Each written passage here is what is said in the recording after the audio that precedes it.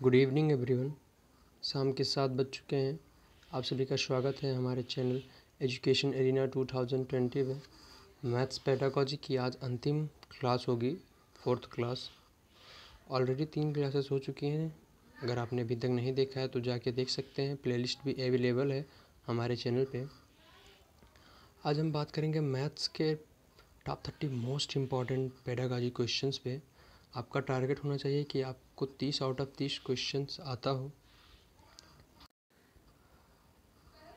क्योंकि ये मैथ्स के 30 ऐसे क्वेश्चंस हैं जो लगातार कई वर्षों से सीबीएसई द्वारा कराई जाने वाली एग्ज़ाम सीटेट में आ रहे हैं। सीटेट के दृष्टिकोण से काफ़ी इम्पोर्टेंट क्वेश्चंस हैं। तो आज की क्लास चलिए शुरू करते हैं। आते हैं हमारे पहले प्रश्न पे। पहला प्रश्न है, रेखा गणित में प्रायोगिक स्तर पर प्रयुक्त होने वाली शिक्षण विधि है। रेखा गणित में प्रायोगिक स्तर पर प्रयुक्त होने वाली शिक्षण विधि है। ऑप्शन ए है आगमन विधि, ऑप्शन बी है निगमन विधि, ऑप्शन सी है प्रदर्शन विधि और ऑप्शन डी है उपयुक्त सभी। रेखा गणित में प्रयोग स्तर पर प्रयुक्त होने वाली शिक्षण विधि जो होती है वो प्रदर्शन विधि होती है, अतः हमारा आंसर सी करेक्ट हो जाएगा। प्रदर्शन विधि रेखा गणित में प्रयोग स्तर पर प्रयुक्त होने वाली शिक्षण विधि होती है।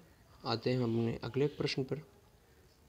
अगला प्रश्न है, एक अच्छी मूल्यांकन विधि वह है जिसमें देखा जाए। एक अच्छी मूल्यांकन विधि वह है जिसमें देखा जाए। ऑप्शन ए है बालक के व्यवहार में परिवर्तन करने की विधि, ऑप्शन बी है शिक्षण हेतु अपनाई गई विधि, ऑप्शन सी पाठ्य वस्तु से संबंधित विधि, ऑप्शन डी उपयुक्त सभी।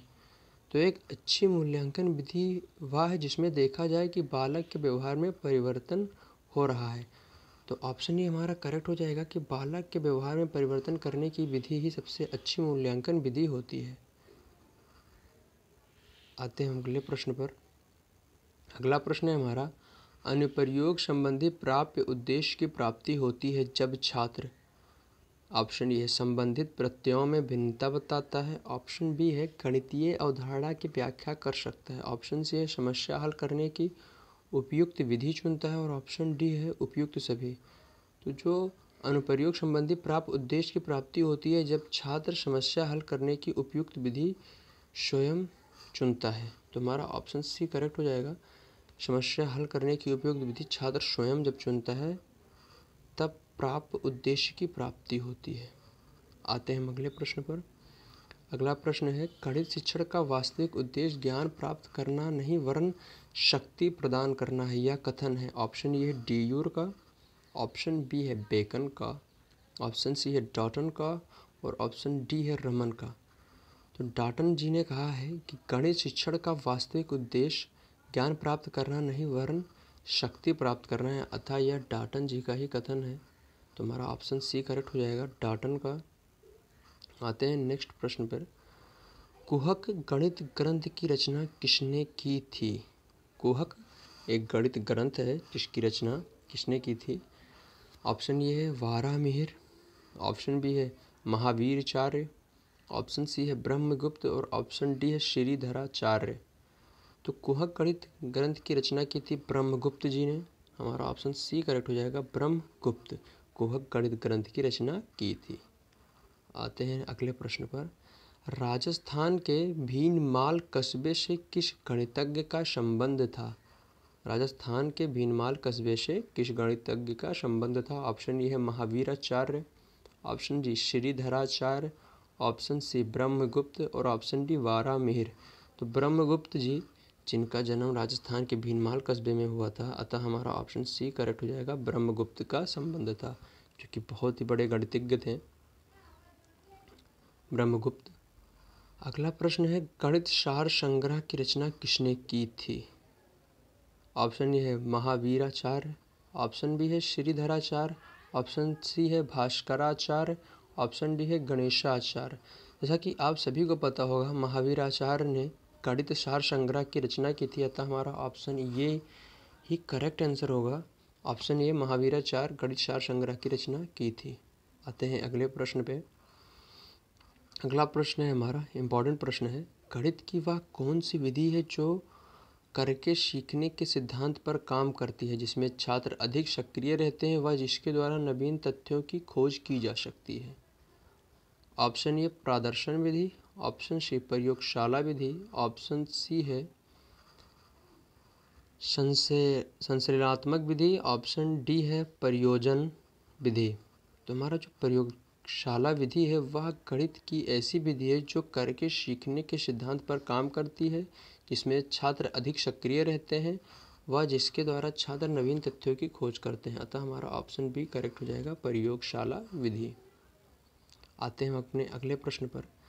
किसी खेल का क्षेत्रफल ज्ञात करने के लिए उपयोगी गणित शिक्षण विधि है। क्षेत्रफल ज्ञात करने के लिए गणित में जो सबसे उपयोगी शिक्षण विधि है वह क्या है? ऑप्शन ए है विश्लेषण विधि, बी है इकाई विधि, सी है क्रिया विधि या डी है संश्लेषण विधि।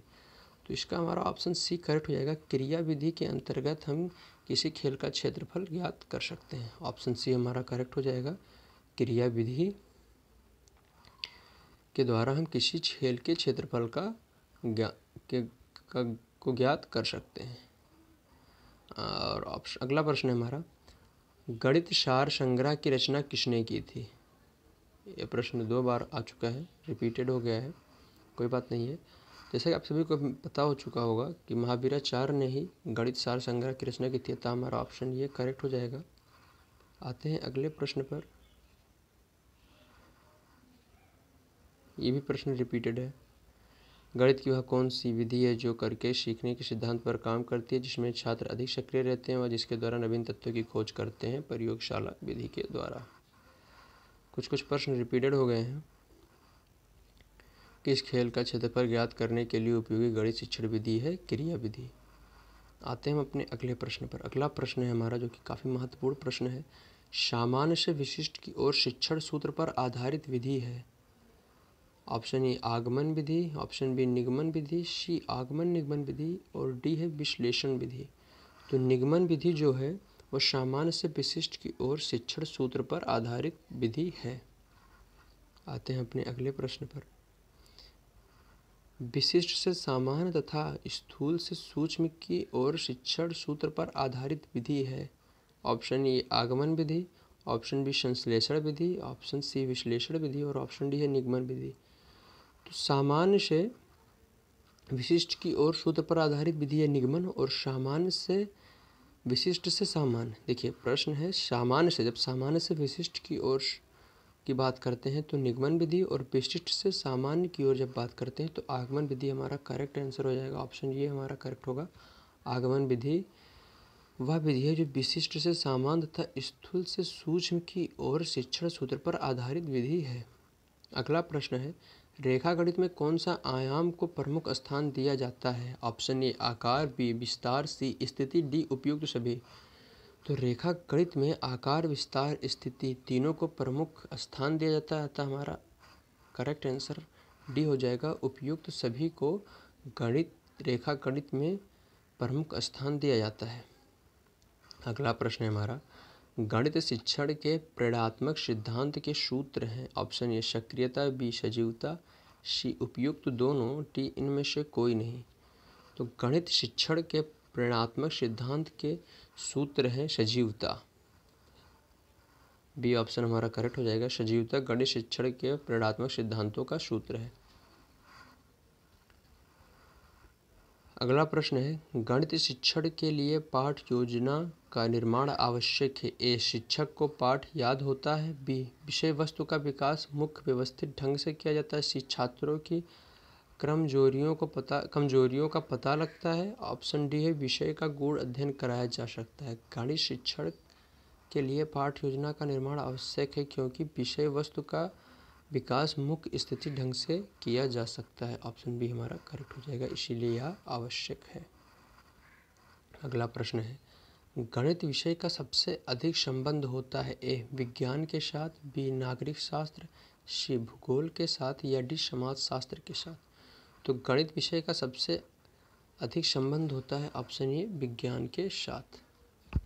विज्ञान के साथ गणित विषय का संबंध सबसे अधिक होता है। अगला प्रश्न है हमारा, पर्यवेक्षित स्वाध्याय विधि का गुण है। पर्यवेक्षित स्वाध्याय विधि का गुण है। ऑप्शन ए व्यक्तिगत क्रियाओं विधि का गुण, बी है पिछड़े बालकों को शिक्षा उपयुक्त ढंग से देना, सी छात्रों की पाठ्य वस्तु को गहनता से विकास करना, और डी है उपयुक्त सभी। पर्यवेक्षित स्वाध्याय विधि का गुण उपयुक्त सभी है। व्यक्तिगत कार्यों के द्वारा बच्चों की शिक्षा को उपयुक्त ढंग से देना और छात्रों की पाठ्य वस्तु को गहनता से विकास करना। अतः हमारा ऑप्शन डी करेक्ट हो जाएगा। उपयुक्त सभी विधि जो है वो पर्यवेक्षित स्वाध्याय विधि का गुण है। रेखा गणित का संबंध है। यह प्रश्न काफ़ी महत्वपूर्ण है। रेखा गणित का संबंध है। ऑप्शन ए है संख्याओं से, ऑप्शन बी है प्रसार व विस्तार से, ऑप्शन सी है अंकों से, और ऑप्शन डी है प्रतीक चिन्हों से। तो रेखा गणित का संबंध है प्रसार व विस्तार से। ऑप्शन बी हमारा करेक्ट हो जाएगा। काफ़ी महत्वपूर्ण प्रश्न है ये। अगला प्रश्न है जो कि कई बार पूछा गया है, गणित सभी विज्ञान का सिंह द्वार और कुंजी है, यह विचार किसका है? ऑप्शन ए डॉल्टन, बी हॉगवेन, सी रोजर बेकन और पी सैमुअल। आपने अगर हमारी गणित की कोई भी पेडागॉजी क्लास देखी होगी तो आपको ये आंसर पता होगा। रोजर बेकन का यह कथन है कि गणित सभी विज्ञानों का सिंह द्वार और कुंजी है। आते हैं अपने प्रश्न अगले प्रश्न पर। गणित के नियम व निष्कर्ष कैसे होते हैं? ऑप्शन ए वास्तुनिष्ठ, ऑप्शन बी है सार्वभौमिक, ऑप्शन सी है वास्तुनिष्ठ व सार्वभौमिक, और ऑप्शन डी है कोई नहीं। तो गणित के नियम व निष्कर्ष कैसे होते हैं? वह होते हैं वास्तुनिष्ठ एवं सार्वभौमिक, दोनों होते हैं। अतः हमारा ऑप्शन सी करेक्ट हो जाएगा। अगला प्रश्न है, वह उद्देश्य जो शिक्षक गणित पढ़ाने के बाद कक्षा में ही प्राप्त कर लेता है उसे कहा जाता है? वह उद्देश्य जो शिक्षक गणित पढ़ाने के बाद कक्षा में ही प्राप्त कर लेता है उसे कहा जाता है सांस्कृतिक उद्देश्य, बी शिक्षण उद्देश्य, सी सामाजिक उद्देश्य, या डी उपयुक्त सभी। शिक्षण उद्देश्य इसका करेक्ट आंसर हो जाएगा, क्योंकि शिक्षक जब गणित को पढ़ाने के बाद कक्षा में ही प्राप्त कर लेता है वह उद्देश्य होता है शिक्षण उद्देश्य। ऑप्शन बी हमारा करेक्ट हो जाएगा। अगला प्रश्न है, गणित शिक्षण में मूल्यांकन में ब्लूप्रिंट है। ऑप्शन ए है विद्यालय की आधारशिला, ऑप्शन बी है प्रश्न पत्र निर्माण की आधारशिला, ऑप्शन सी है शिक्षण की आधारशिला, और ऑप्शन डी है छात्रों की आधारशिला। गणित शिक्षण में मूल्यांकन में ब्लूप्रिंट है प्रश्न पत्र के निर्माण की आधारशिला को ही हम मूल्यांकन का ब्लूप्रिंट भी कहते हैं। हमारा अगला प्रश्न है, गणित शिक्षण में मूल्यांकन में ब्लूप्रिंट, ये रिपीटेड हो गया है, इसका आंसर आपको पता है प्रश्न पत्र निर्माण की आधारशिला। वैज्ञानिक विधि पर आधारित उपयुक्त विधि है, ए योजना विधि, बी निगमन विधि, सी अधिगम अनुभव कितने प्रभावशाली रहे, डी उपयुक्त सभी।